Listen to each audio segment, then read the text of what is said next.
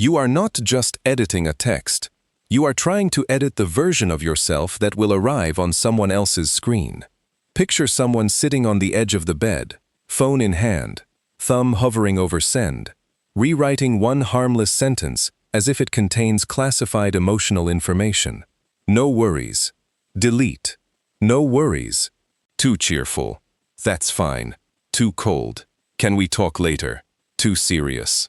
Somehow, in 15 seconds, a normal message becomes a tiny performance review of your entire personality. From the outside, it looks almost silly. It is just a text, a few words, a bubble, a send button. But inside, it does not feel like a few words. It feels like a social landing zone, and you are trying to make sure nothing crashes when it arrives. So you type, reread, delete one word, soften another, add a smiley face, stare at the smiley face like it has betrayed you, remove it, put it back, then remove it again, because punctuation now feels like a hostage negotiation. You change the period because the period suddenly seems angry.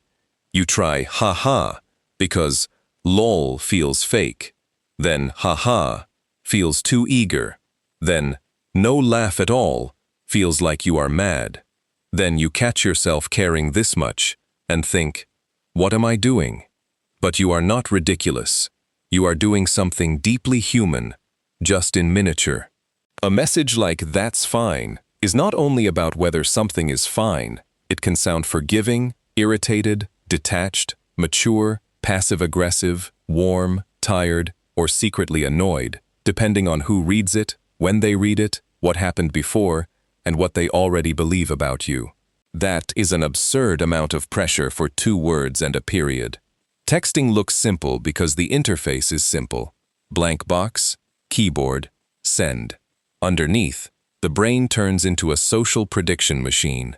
We are not only sending information, we are trying to predict how that information will be received. We are guessing tone, timing, status, safety, intimacy, distance, and the possibility that someone will misunderstand us in exactly the one way we hoped they would not. If you are someone who notices nuance, this can get loud quickly. You may not be trying to manipulate anyone. You may just be trying to be careful. You know that sure lands differently from sure, and that we can talk later can feel calm to one person and ominous to another. That awareness can be a gift. It is one of the quieter forms of kindness, noticing how your words might land before you drop them into someone else's day. It means you care about impact, not just intention. But here is where the loop tightens. At some point, the question changes from, is this clear, to, can I control exactly how they feel when they read this? And that is where a simple message becomes a little courtroom in your head. You become the writer, the reader, the judge, the defense attorney, and the imaginary disappointed friend, all arguing over whether "no problem" sounds secretly resentful. So you rewrite. Not because the sentence is unclear, but because your sense of how you will be seen keeps shifting. One version makes you sound too available. Another sounds cold. Another sounds fake. Another sounds like you are trying too hard not to sound like you are trying too hard, which is somehow worse. It is like trying on outfits for your personality, except the closet is made of punctuation. No worries is easygoing you. All good is casual you. It's okay, don't worry about it, is generous you. Unless it sounds wounded, in which case it becomes tragic little martyr you, which was absolutely not the plan. This is why rewriting can feel so emotionally expensive. You are not just choosing words. You are choosing the impression you hope the words will carry. You are trying to protect the relationship, protect your dignity, protect the other person's comfort, and protect yourself from that awful little drop in the stomach when a reply comes back colder than expected. That is a lot of jobs for a thumb. Of course, sometimes rewriting is useful. If you are tired, annoyed, rushed, or about to send something sharper than you mean, taking a second pass can save everyone confusion. A rewrite can turn a foggy message into a kinder one. It can help you say what you actually mean, instead of what your mood accidentally typed. The problem begins when editing stops being about clarity and starts becoming mind reading. You are no longer asking, "Does this say what I mean?" You are asking, "Can I prevent every possible negative interpretation?" And no sentence can do that.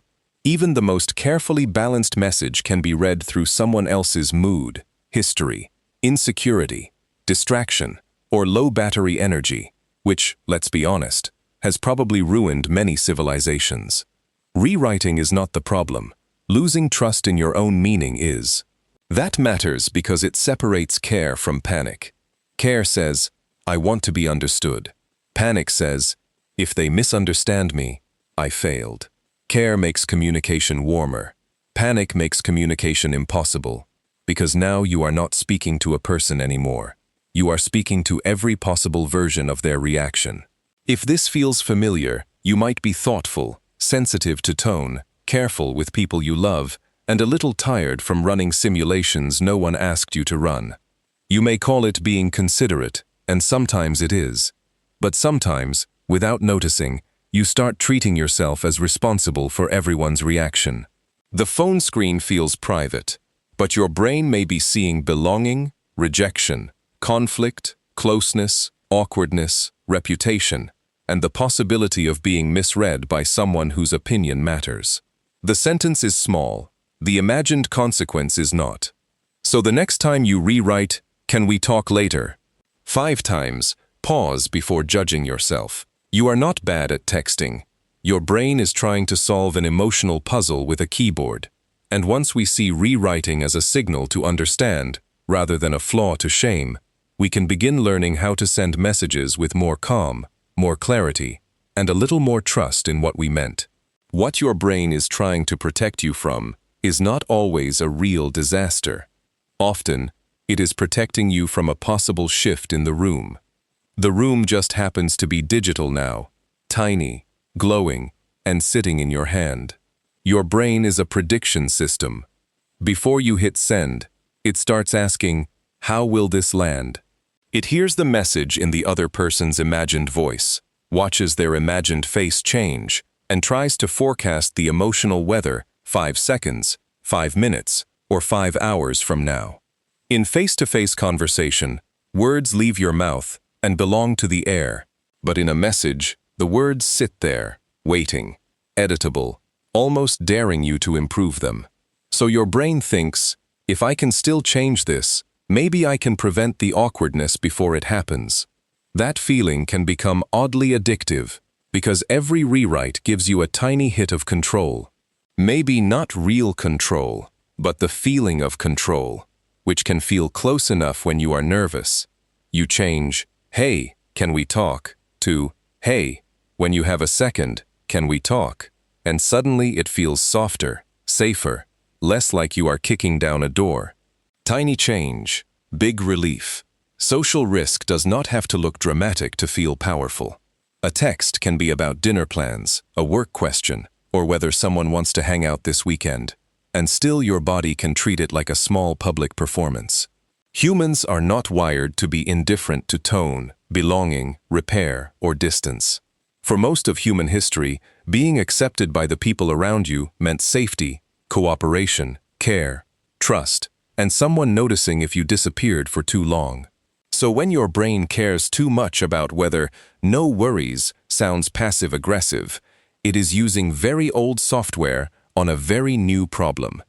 This is why a message can feel logically small, but emotionally huge. Logically, you are just asking a coworker, "Could you send me that file when you get a chance?" Emotionally, your brain may be asking, "Do I sound lazy, demanding, confused, annoying, unprepared, or like someone who should have known where the file was?" That is a lot for one sentence to carry. And if you have been misunderstood before, your brain may become even more interested in prevention. Not because you are broken, but because the mind learns patterns. If a short reply once meant someone was upset, if a delayed answer once turned into conflict, if being too direct once got you punished socially, your brain may start scanning earlier than someone else's would. It is trying to help. This is where rejection sensitivity comes in, and it is worth saying gently, it is not always a diagnosis or a huge label you need to wear. It can be a spectrum, a sensitivity, a learned alertness to tiny signs that someone may be pulling away.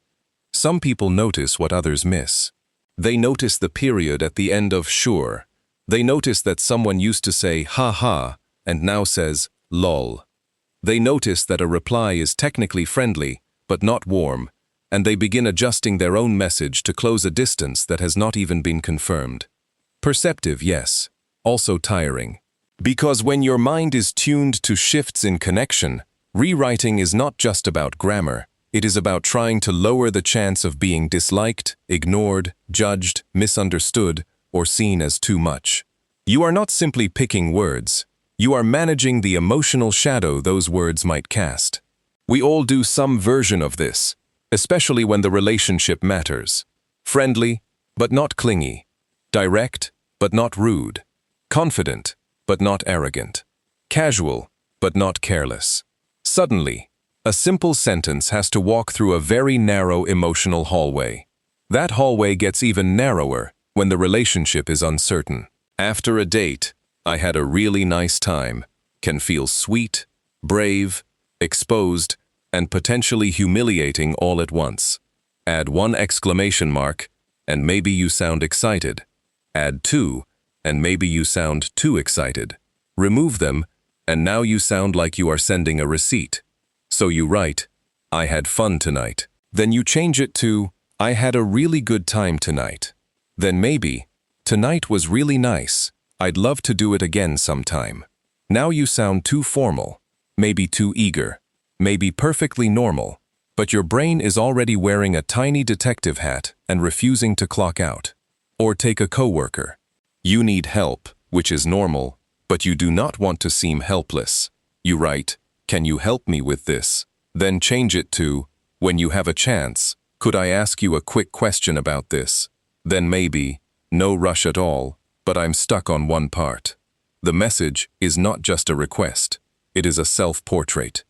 Between the lines, you are trying to say, I am reasonable, I am respectful, I am not careless, I know the rules. The same thing happens when replying to a friend who seems distant.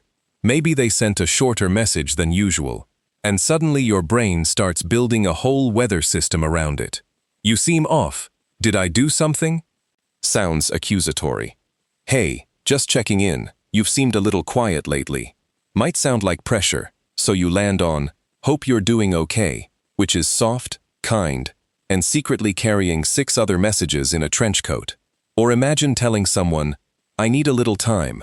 Such a clean sentence. 4 words. But in context, it can feel loaded with rejection, boundary setting, guilt, independence, disappointment, and the hope that the other person will not turn it into a courtroom. So you edit, not because you lack clarity, but because you are trying to make clarity survivable. Message rewriting is rarely just perfectionism. It is prediction, protection, and presentation happening at once. The problem is that prediction can become over-prediction. You can start editing not for kindness or clarity, but for immunity, as if the perfect sentence could guarantee that nobody feels weird, nobody gets annoyed, nobody pulls away, and nobody misunderstands you. It cannot. Still, of course you try. Because before you send, the future feels flexible. After you send, it becomes real. But the brain is not only scanning for danger in the other person's reaction, it is also reacting to the strange limits of texting itself. You are already trying to guess how the message will land, and that is exactly where texting makes everything stranger. It asks us to do something humans were never fully designed to do. Communicate emotion while stripping away most of the cues we normally rely on to understand it. In a real conversation, you do not only hear the words. You hear the breath before them, the softening in someone's voice, the half smile that says, I'm not attacking you, or the quick correction that says, wait, I didn't mean it like that. Face-to-face talk is full of tiny repairs. If something sounds off, you can adjust immediately. You can laugh, rephrase, add warmth, or say, "No, no, I mean this in a good way." Your brain is reading the room while your mouth is still moving. You are not just sending information, you are constantly calibrating. It is live editing. Text removes most of that live feedback. The other person cannot hear that you were smiling when you wrote it. They cannot see whether your pause meant you were thinking, distracted, annoyed, or just making coffee. They cannot feel the gentleness you intended. They just see the words sitting there on a screen, flat and quiet, refusing to help you out. So punctuation starts doing emotional overtime. That is why sure, sure, sure, and sure can feel like four completely different weather systems. Sure feels light. Sure feels warm. Unless the smiley looks forced, which is ridiculous and somehow still real. And sure can feel like a door closing, even when the writer meant nothing more than a period. Of course, none of this is universal. Some people use periods because they like grammar, not because they are secretly furious in a Victorian novel. Some people never use emojis and are still deeply kind. Other people send 7 hearts and are actively creating emotional chaos. The funny part is that we know all this, and still our brains treat tiny symbols like evidence. A dot becomes a mood. An exclamation mark becomes reassurance. A missing ha-ha becomes a theory. That is why rewriting feels so necessary. We are not only changing the sentence, we are trying to put the missing voice back into it. We add ha-ha because we want the other person to hear the lightness. We add no pressure because we want them to feel safe saying no. We add only if you want to because the raw version sounded too demanding, even when it was not demanding at all. The message becomes a little stage where tone has to be rebuilt from scratch, and that is not always a bad thing. Sometimes rewriting is genuinely generous. It can be an act of care to ask, will this land the way I mean it? Or, can I make this easier to understand? That kind of editing is social intelligence. It is you remembering that a person is on the other side of the screen. But the real question is not whether editing is good or bad, but when it stops helping. The same tool that makes a message clearer can also pull you into a strange mental courtroom. At first, you are editing for clarity. Then you are editing for tone. Then you are editing for every possible misreading by every possible version of the person. The tired version, the defensive version, the distracted version, the secretly annoyed version, the version who somehow hates periods. Suddenly, you are not writing to a real person anymore. You are writing to a jury of imaginary critics in your head. That jury is exhausting. It interrupts every sentence with objections. Too cold, too eager, too much, not enough. Why did you say it like that? Why didn't you say it like this? And before long, "Are you free this weekend?" has turned into a diplomatic document between two small nations with a complicated trade history. It is impressive. It is also slightly unhinged. Texting amplifies uncertainty because it leaves empty space. And the brain hates empty space. When there is no facial expression, it invents one. When there is no tone of voice, it supplies one. When there is no immediate reaction, it starts running simulations. And some of those simulations are written by the most dramatic intern in your nervous system. This does not mean you are irrational. It means your mind is trying to complete the scene with missing information. So rewriting becomes a kind of compensation. You cannot send your facial expression, so you add an exclamation mark. You cannot send your softened voice, so you write, "I totally get it." You cannot repair instantly, so you explain in advance, just in case the sentence trips on the way over. The goal is simple and very human. You want the invisible parts of your intention to become visible. Sometimes that works beautifully. A warmer version of a message can prevent confusion. A clearer version can reduce tension. A shorter version can respect someone's attention.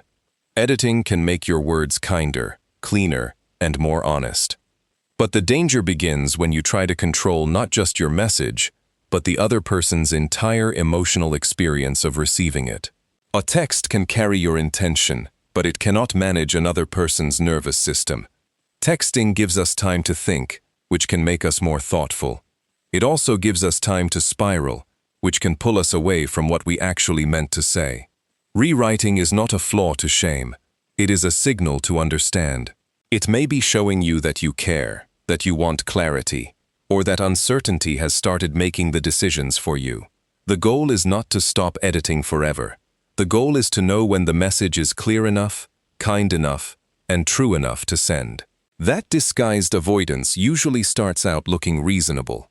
You reread the message, notice one sentence sounds sharper than you meant, and soften it. That can be careful, even wise. Useful rewriting has a clear purpose. It makes the message clearer, kinder, or more accurate.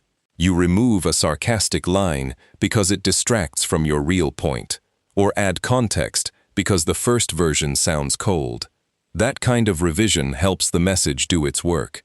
Looping feels different, even if it uses the same tools. The words keep changing, but the message is no longer improving. It is being asked to perform emotional magic. A useful edit asks, "How can I say this better?" An anxious loop asks, "How can I say this so I won't have to feel exposed?" And no sentence can fully promise that. This is where the process becomes sneaky. It can look like care while actually serving fear. Think about the messages people rewrite the most. It is rarely something simple like, "Can you pick up milk?" Unless the milk has somehow become symbolic, which relationships do manage sometimes. More often, it is the message where something is at stake. You need to apologize without sounding desperate. You need to set a boundary without sounding cold. You need to ask for reassurance without sounding needy. You need to say no, admit disappointment, express interest, or tell someone they hurt you. Those are not just writing tasks. They are moments of emotional exposure, and the draft box becomes a waiting room. As long as you are still editing, you do not have to live through the moment after sending. You do not have to watch the typing bubble appear, or not appear. You do not have to face the possibility of a bad reaction, a misunderstanding, silence, or delay. So the brain finds a loophole. It says, "We are not avoiding anything, we are preparing." And preparation feels much more respectable than fear. It gives the nervous system a job. Move this comma, change that word, soften the ending, add a smiley, remove the smiley, put the smiley back, but maybe not that smiley. Suddenly, uncertainty has become a task list, and task lists feel controllable. That is why this pattern is so understandable. The person is not being silly. They are trying to reduce risk with the closest tool available. If the danger feels emotional, and the tool in front of you is language, of course you reach for language. But language can only take you so far. A better sentence can reduce confusion, but it cannot remove another person's freedom to feel what they feel. That part remains real. And that is the hard line between care and control. You can care about your impact. You can choose words that are respectful, honest, and measured.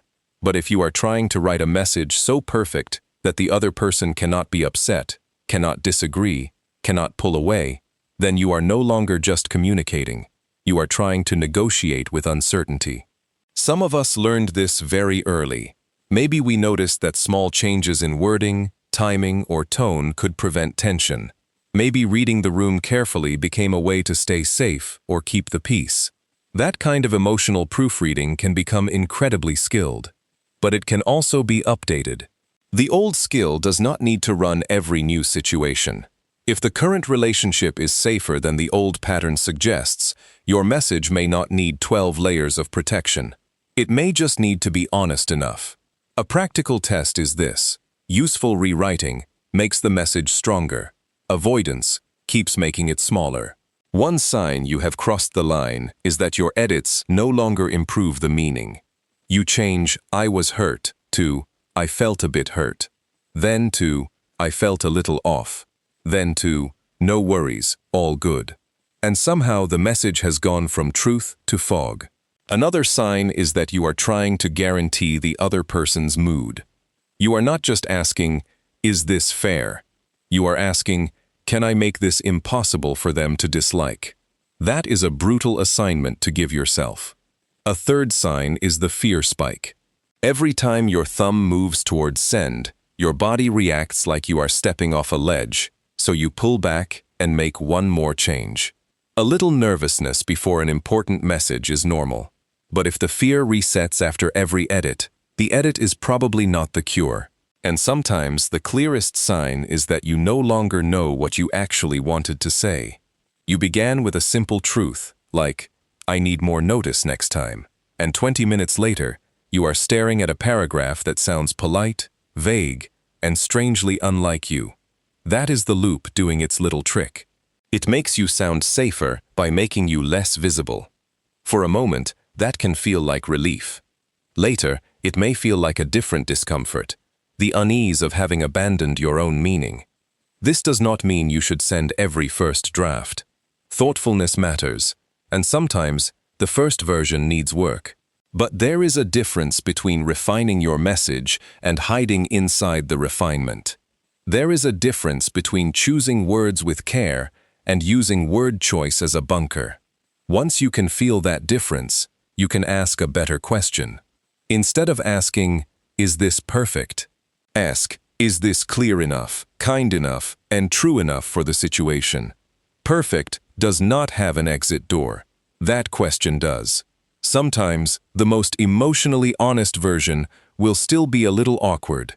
It may not protect you from every reaction, but it can carry the thing you actually meant to say, which is the point. The next useful move is almost embarrassingly simple. Before you rewrite the message again, pause and ask, "What am I trying to make happen with this edit?" Not, "Is this perfect?" Not, "Will they think I'm weird?" Just that one question, because every small change usually points to something beneath the words. When "I can't make it tonight" becomes, "I'm so sorry, I feel terrible, I know this is annoying," you are not only editing, you are trying to manage the emotional weather around the message. When "I was hurt by that" becomes, "No worries, it's fine." You may not be making the sentence lighter. You may be making yourself smaller. That is information. The rewrite loop can look like confusion from the outside, but inside, it often has a specific mission.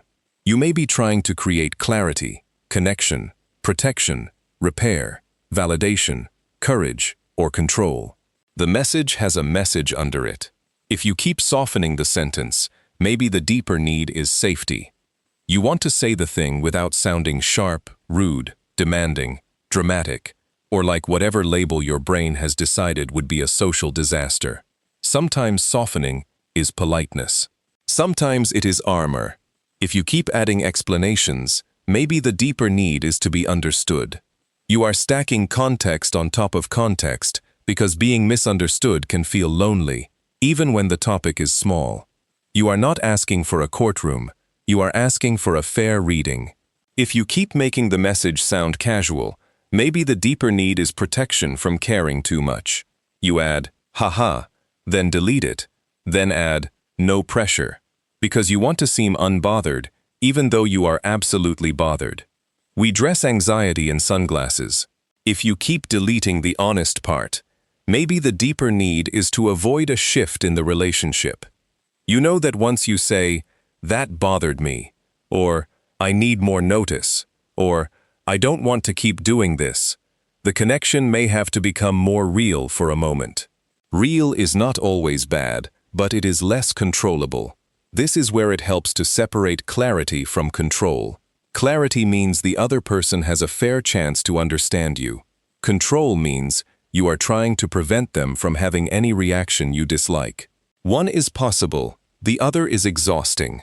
Clarity says, "Let me say what I mean in a way that is accurate and considerate." Control says, "Let me phrase this so perfectly that they cannot be disappointed, annoyed, confused, distant, defensive, or human." Of course you want a good response. Everyone does. But a message cannot do the emotional work for both people.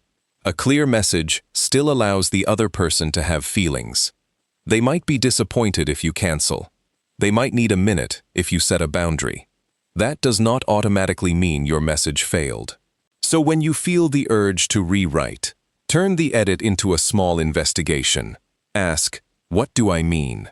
Then, what does the other person actually need to know? Then, am I adding this sentence for clarity or for reassurance? That last question matters, because reassurance sentences often pretend to be helpful.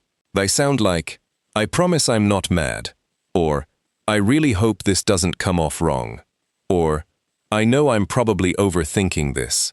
Even when the message is simply asking a normal question. Sometimes those lines are useful. Sometimes they are little offerings placed at the door, hoping the other person will not be upset that you knocked. Another good question is, would I say something like this out loud? If the answer is no, if the message has become a legal document written by a nervous ghost, your real voice may be buried under emotional bubble wrap. Gently remove some. Let's make this concrete. Say you need to tell someone you cannot meet tonight. The messy draft might be, hey, I'm really sorry, but I don't think I can come tonight. I'm overwhelmed and tired, and I know we planned this, so I feel bad, but I don't think I'll be good company. That is honest, but it carries a cloud of guilt. Then comes the over-explained draft. Hey, I'm so sorry. I know this is last minute, and I completely understand if this is frustrating. Work has been a lot. I didn't sleep well. I thought I'd feel better by now, and I really didn't want to cancel, because I don't want you to think I don't care. This is not just informing them. It is building an emotional exhibit titled, Please understand I am not bad. Then the guilt-driven draft arrives. I can still come if you want. I'm just a little tired, but it's totally fine. Don't worry about it. Now the message has lost its meaning. You cannot meet tonight, but the text is trying so hard to avoid discomfort that it offers to betray your own limit. A clearer version might be, hey, I'm sorry for the late notice, but I can't make it tonight. I'm really tired and need to rest. I'd still like to see you, so can we find another time this week? Simple, kind, alive. You did not apologize for existing. You apologized for the inconvenience. You did not write a full defense statement. You gave the relevant reason. You did not make them responsible for rescuing you from guilt. You offered a next step. Calm does not mean cold. A message can be warm without being overstuffed, direct without being harsh, brief without being careless. The deeper practice is learning to hear the need without letting it drive the whole car. If the need is safety, choose kind language without erasing yourself. If the need is understanding, include enough context without writing a biography.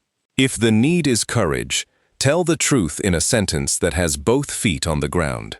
Before the next rewrite, ask what the edit is trying to protect, repair, prove, or prevent. That question changes the loop. It turns frantic polishing into self-awareness, and self-awareness into choice. Rewriting is not a flaw to shame. It is a signal to understand, so you can send with more calm, more clarity, and more trust in your own voice. So now the goal is not to stop caring. It is to stop treating every message like it needs a legal review, a therapy session, and a spiritual cleanse all at once. Honestly, the version you send does not have to be perfect to be respectful, and that matters more than our anxious brain likes to admit. I think that is the turning point. Because once you trust structure, you stop asking your feelings to do the job of a system. A simple way to do that is the 3-pass method. First, write the honest version, the plain sentence that actually says what you mean. Then, on the second pass, make it clear, which usually means trimming the fog, fixing the sequence, and removing the little detours that only make sense inside your head. Then, if the situation calls for it, make it kind, which means checking tone without sanding off your point. After that, stop. Unless there is a real factual problem, another rewrite is usually not wisdom. It is just anxiety wearing a nicer shirt. And look, that order matters. Honest first keeps you anchored in truth. Clear second keeps the other person from guessing. Kind third keeps the message human. It is a small framework. but it is surprisingly powerful, because it gives your mind something to do besides spiral. You are not trying to become cold. You are learning to become readable. For low-stakes messages, give yourself a time limit. If it is not a confession, a boundary, an apology, or a major decision, 60 to 90 seconds is often enough. Honestly, that is plenty for a text, a reply, a quick email, a practical note. The point is to teach your brain that ordinary communication does not need emergency-level monitoring, because if every message gets treated like a crisis, your nervous system starts acting like the inbox is a battlefield. It is not. It is just a message. Here is another thing. Try reading your draft from the perspective of a reasonable friend, not the most easily offended person alive.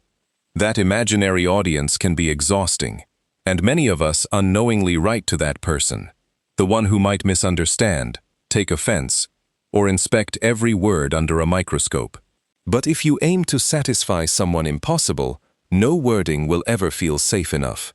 So instead, ask a calmer question. Would a grounded person understand this?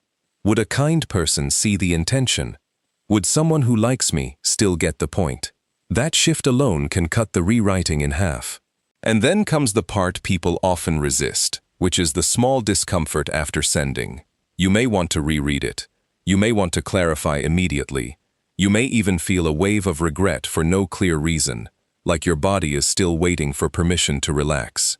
That reaction can be part of the old loop, and honestly, it is not always a sign that something went wrong. Sometimes it is just the nervous system noticing that the draft is no longer under your control. Let it breathe. That sentence matters more than it sounds. Let it breathe. Not because you do not care, but because you do. Not because the message is flawless, but because it is finished. And maybe the bravest thing is allowing a message to exist in the world without chasing it, reshaping it, or apologizing for its existence 5 seconds later. There is a quiet kind of strength in that. So if you rewrite the same text 5 times, that does not automatically mean you are broken or difficult. It often means you notice nuance, you want to be understood, and you do not want to hurt people by accident. Those are real qualities, useful ones even, but you are allowed to care without turning every message into a performance. You are allowed to be thoughtful without becoming trapped in your own wording. Send the version that is clear enough, kind enough, true enough. That is usually where connection lives, not in perfect phrasing, but in presence. Rewriting, then, is not a flaw to shame. It is a signal to understand, and when you treat it that way, you can keep moving toward messages that feel calmer, clearer, and more rooted in self-trust.